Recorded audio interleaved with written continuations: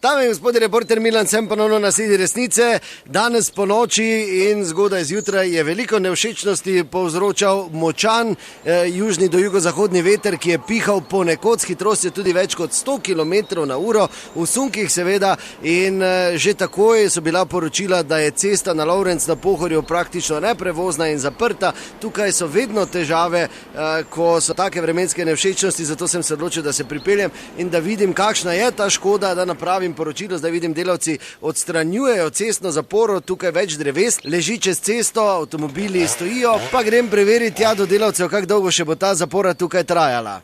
Čujte, kaj imate vi kako informacijo, kaj bomo še dolgo ostali mi tu? Dober dan, nimam, zdaj grem vprašati.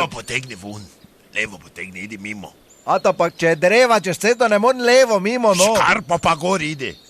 Njem jaz drug cajta. Ja, kaj te imaš za delati? Pa kaj te tebe briga, njem jaz delo. Idi dalje, ti pravim, ker nem tu stav. Ja, gospod, ne gre, veste, veter je porušil drevesa, močan veter je bil pa... Veter? To nič ni.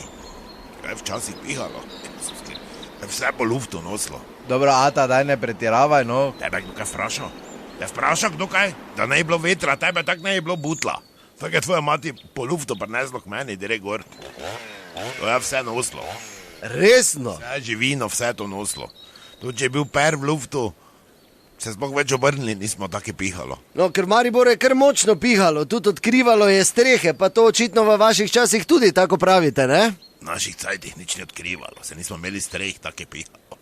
Mi smo koji tak bili. A dobro, Ata, daj ne pretiravaj. Butl, tiho, idi mimo po škarpi, ti pravim, da nimam cajta. To je 2 dni enkrat tako pihalo, da je Florino zravnalo tam. Ne, tu nad Koblerom. Čuj, Ata, to si malo pomešani, niste imeli strehe, Florina pa te bila, kaj? Marš, govedo, marš. Pravim ti, da je pihalo, kaj te ti veš?